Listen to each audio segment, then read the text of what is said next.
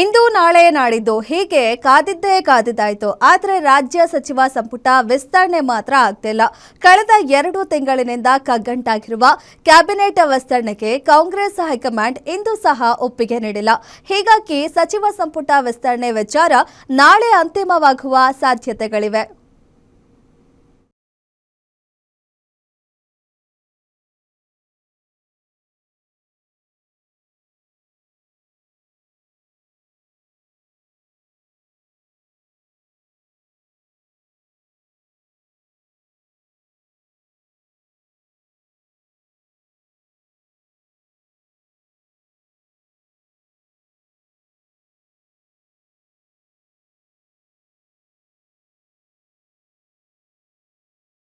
Date ಮುಂದಕ್ಕೆ ಹಾಕುತ್ತಲೇ ಇದೆ.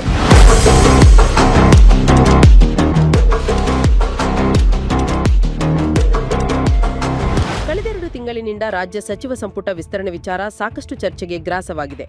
CM DK Shivakumar CM ಆಗಿ 2 ತಿಂಗಳಾದರೂ ಪೂರ್ಣ ಪ್ರಮಾಣದ ಸಚಿವ ಸಂಪುಟ ಇನ್ನೂ ರಚನೆ ಆಗಿಲ್ಲ. ಹೀಗಾಗಿ ಸಚಿವ ಸಂಪುಟ ವಿಸ್ತರಣೆ ವಿಚಾರವಾಗಿ ರಾಜ್ಯ ನಾಯಕರು 3 ಬಾರಿ ಹೈಕಮಾಂಡ್ ನಾಯಕರನ್ನ ಭೇಟಿ ಮಾಡಿದ್ರೂ ಸಚಿವರ ಪಟ್ಟಿ ಫೈನಲ್ ಆಗ್ತಿಲ್ಲ. ಇದರ ನಡುವೆ 3 ದಿನಗಳಿಂದ ದೆಹಲಿಯಲ್ಲೇ ಬೀಡು ಬಿಟ್ಟಿರೋ ರಾಜ್ಯ ನಾಯಕರು ಪಟ್ಟಿ ಫೈನಲ್ ಮಾಡಲು ಪಟ್ಟು ಹಿಡಿದಿದ್ದಾರೆ. ಆದ್ದರಿಂದ ಈಗಾಗಲೇ ಎಐಸಿಸಿ ಕಾರ್ಯದರ್ಶಿ ಕೆಸಿ ವೇಣುಗೋಪಾಲ್ ಸಮ್ಮುಖದಲ್ಲಿ ಒಂದು ಸಭೆ ನಡೆದಿದ್ದು ಸಂಭಾವ್ಯ ಸಚಿವರ ಪಟ್ಟಿ ರೆಡಿ ಮಾಡಲಾಗಿದೆ. ಅದಕ್ಕೀಗ ರಾಹುಲ್ ಗಾಂಧಿ, ಮಲ್ಲಿಕಾರ್ಜುನ ಖರ್ಗೆ ಮುದ್ರೆ ಬೀಳಬೇಕಿದೆ. ಆದ್ರೆ ಅದು ನಾಳೆಗೆ ಮುಂದೂಡಿಕೆಯಾಗಿದೆ. ಎಕ್ಸರ್ಸೈಸ್ ಮಾಡ್ತಾ ಇದ್ದಾರಲ್ಲ ನಿನ್ನೆಯಿಂದ, ವಿಶೇಷವಾಗಿ ನಮ್ಮ ನಾಯಕರಿಗೆ ಅಲ್ಲಿ ಲೋಕಸಭಾ ನಡೆದ ವಿಚಾರದಲ್ಲಿ ಅವ್ರಿಗೆ ಟೈಮ್ ಇಲ್ಲ.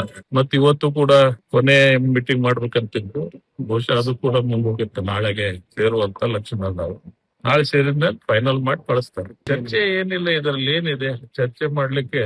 ಸಚಿವ ಸಂಪುಟದ ವಿಸ್ತರಣೆ ಯಾರ ಆಕಾಂಕ್ಷಿಗಳು ಇರ್ತಾರೆ, ಅವರ ಸ್ಥಿತಿ ಗತಿ, ಪಕ್ಷದ ಗತಿ ಇರ್ತಕ್ಕಂಥ ಒಡನಾಟ, ಎಷ್ಟು ಬಾರಿ ಅವರು ಶಾಸಕರಾಗಿರ್ತಾರೆ, ಇದೆಲ್ಲ ವಿಚಾರ ಮಾಡಿ ಆಯ್ಕೆ ಮಾಡ್ಬೇಕಂತದ್ದು. ಪಕ್ಷಕ್ಕೆ ಆದಂತ ಸಚಿವರಿಗಿಂತ ಒಳ್ಳೆ ಆಗಬೇಕು ಅನ್ನೋ ವಿಚಾರ ಇಟ್ಟುಕೊಂಡು ಕಾರ್ಯವನ್ನು ಮಾಡ್ತಾ ಇದ್ದಾರೆ. ಸದ್ಯ ರಾಹುಲ್ ಗಾಂಧಿ, ಖರ್ಗೆ ಸಂಸತ್ ಅಧಿವೇಶನದಲ್ಲಿ ಬ್ಯುಸಿಯಾಗಿದ್ದಾರೆ. ಹೀಗಾಗಿ ಇಂದು ನಡೆಯಬೇಕಿದ್ದ ಸಭೆ ನಾಳೆಗೆ ಮುಂದೂಡಿಕೆಯಾಗಿದ್ದು, ನಾಳೆ ರಾಜ್ಯ ನಾಯಕರ ಜೊತೆ ಹೈಕಮಾಂಡ್ ನಾಯಕರು ಮಾತುಕತೆ ನಡೆಸಲಿದ್ದಾರೆ. ಆದ್ರಿಂದ ನಾಳೆಯೇ ಬಹುತೇಕ ನೂತನ ಸಚಿವರ ಪಟ್ಟಿ ಫೈನಲ್ ಆಗುವ ಸಾಧ್ಯತೆಗಳಿವೆ. ಇಂದು ಸಚಿವರ ಪಟ್ಟಿ ಫೈನಲ್ ಆಗಿದ್ದರೆ ನಾಳೆ ಸಚಿವರ ಪ್ರಮಾಣ ವಚನ ಸ್ವೀಕರಿಸಬೇಕಿತ್ತು. ಆದ್ರೀಗ ಗುರುವಾರ ಸಂಜೆಯೊಳಗೆ ಸಚಿವರ ಪಟ್ಟಿ ಫೈನಲ್ ಆಗಲಿದ್ದು, ಶುಕ್ರವಾರ ಇಲ್ವೇ ಶನಿವಾರ ನೂತನ ಸಚಿವರ ಪ್ರಮಾಣ ವಚನ ಸ್ವೀಕರಿಸೋ ಸಾಧ್ಯತೆ ಇದೆ. ಆಗಸ್ಟ್ ತಿಂಗಳಿನಿಂದ ಅಧಿವೇಶನ ಕರೆಯಲಾಗಿದ್ದು, ಅದಕ್ಕಿಂತಲೂ ಮುಂಚಿತವಾಗಿ ಸಚಿವ ಸಂಪುಟ ವಿಸ್ತರಣೆ ಆಗಬೇಕಾಗಿದೆ. ಅಲ್ಲದೆ ಕಳೆದ 3 ತಿಂಗಳಿನಿಂದ ಸಚಿವ ಸ್ಥಾನಕ್ಕಾಗಿ ಕಾಯುತ್ತಿರುವ ಸಚಿವಾಕಾಂಕ್ಷಿಗಳು ಇದೀಗ ಸಚಿವರಾಗಲು ತುದಿಗಾಲಲ್ಲಿ ನಿಂತಿದ್ದಾರೆ. ವೀರೇಶ ದಾಣಿ, political bureau, guarantee news, Bengaluru.